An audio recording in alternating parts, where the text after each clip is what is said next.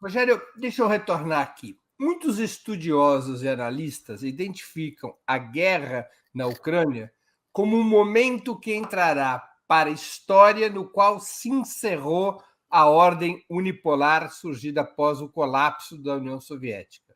Nasceu a ordem unipolar em 1991, morreu 31 anos depois, em 2022. Também não faltam vozes animadas com uma decadência acelerada do imperialismo norte-americano. Na tua opinião, os Estados Unidos podem ser chamados de um tigre de papel, para retomar a velha expressão de Mao Zedong nos anos 60, ou possuem reservas estratégicas para impedir ou protelar sua ultrapassagem como principal potência? Acho que esse jogo está indefinido, Breno, porque chamar os Estados Unidos dentro desse contexto de um tigre de papel, com a recente visita que nós testemunhamos em Taiwan, eu acho que seria um pouco ousado da minha parte. Imaginar que os Estados Unidos ainda não tenham capacidade de exercer um poder e uma influência na Alemanha, na França, na Itália, na União Europeia de um modo geral, na América Latina, na Argentina, no Brasil. Recentemente, autoridades dos Estados Unidos, inclusive militares, vieram com uma frequência inusitada, pelo menos a nível público, para o Brasil, né? Então, eu acredito que esse é um jogo que está em andamento, né? Como aquele breaking news, aquela notícia que aparece em desenvolvimento, né? Uma coisa que está acontecendo, que pode chegar efetivamente a um determinado momento em que os Estados Unidos, pelo menos, tenham que dividir essa hegemonia do poder militar, econômico, do controle da matriz tecnológica, porque as pessoas no mundo todo, e eu insisto nessa ideia de que a informação embasa todo esse contexto, começam a se dar conta. Quando você diz assim, mas por que um Conselho de Segurança da ONU com 5 membros, com direito de veto, em prejuízo de uma enorme quantidade de países aí, inclusive que a nível populacional, se nós encarássemos, né, aquela história de um voto que representasse o mesmo quociente em relação à possibilidade aqui no Brasil, por exemplo, a gente não tem no parlamento, né? Você não tem essa representatividade no Conselho de Segurança da ONU. A parte da China ser um país com mais de 1 bilhão e 200 milhões de habitantes, você tem a Índia fora do Conselho de Segurança da ONU, você tem o Paquistão fora do Conselho de Segurança da ONU, o Brasil fora do Conselho de Segurança da ONU. Então, quer dizer, você tem toda uma maquinaria de propaganda que corrobora, que permite que isso permaneça. Agora, vem o questionamento. Por que o Brasil, por exemplo, não pode possuir armas nucleares?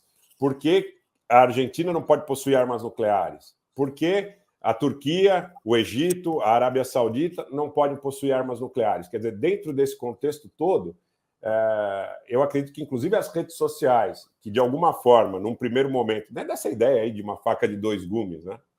Ou como diria o Vicente Mateus nos áureos tempos, uma faca de 2 legumes. 2 legumes. Eu acredito que as redes sociais, de alguma forma, com a velocidade da informação, acabam ou acabaram propiciando questionamentos que nós não tínhamos antes.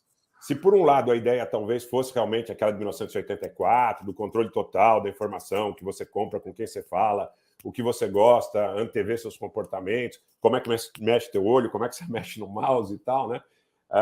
Eu não vou tão longe, mas eu acho que o fato de você, com o celular hoje, filmar, questionar, conversar com muitas pessoas, os canais que a gente tem aqui nessas plataformas, falando mais ou menos, né? Porque determinado, não sei, você deve ter recebido aquela carta também que nós recebemos, né, no começo do conflito na Ucrânia, que ameaçou colocar restrições ao tratamento do tema aqui na plataforma, né? No caso desta plataforma, majoritariamente.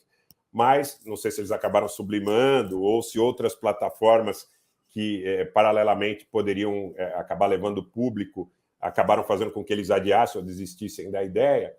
Eu acho que isso é uma situação em andamento, é uma situação que está em desenvolvimento. Os Estados Unidos têm condições de disputar, de tentar defender sua hegemonia. Eles...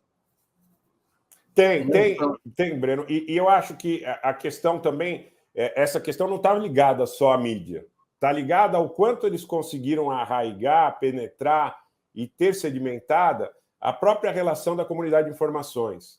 Que esse é um lance muito forte.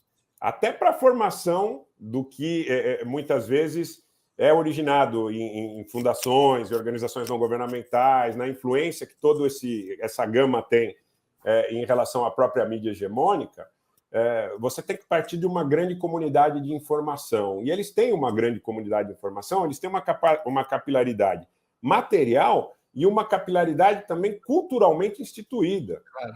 Nas nossas gerações, que, como nós falamos agora há pouco... As filas de cinema continuam cheias para os filmes americanos, não para os filmes chineses. Exatamente. Não é para o cinema da Índia, para o cinema do Irã, para o cinema cazaque, enfim. O que o pessoal vai procurar, muitas vezes, eu chamo... Eu já reparei isso. Nós que somos do ramo do jornalismo, a gente fica aqui de manhã e à tarde e à noite criticando os Estados Unidos, o imperialismo. Quando a gente vai descansar, em Netflix, geral, o filme que a gente vai assistir é na Netflix e é um filme americano. Exatamente. Porque está culturalmente, né, arraigado. Aí você tem sempre uma vida social, o que a vida social te propõe, uma coisa leva a outra. Eu acho que tudo isso foi muito bem construído, está muito sedimentado, mas existe contestação. Por isso eu acredito que seja uma situação que está em andamento, que está em desenvolvimento.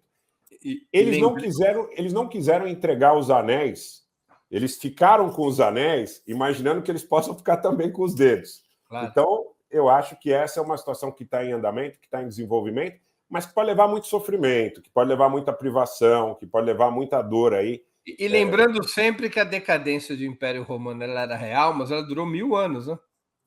Exatamente, não é uma coisa que acontece da noite para o dia. Entre a queda do Império Romano no Ocidente e a queda do Império Romano no Oriente, nós temos 1000 anos. Demora. Exatamente. Porque você tem... Tudo bem, você pode até dizer que hoje as coisas são mais céleres, que você tem processo de apropriação de conhecimento, de informação, de transporte, vamos entender lato sensu aí, muito mais célere, mas não vai ser uma coisa que vai acontecer do dia para a noite. Você pega aí, por exemplo, em reserva de ouro, aconteceu o Maidan, as pessoas desconhecem, né?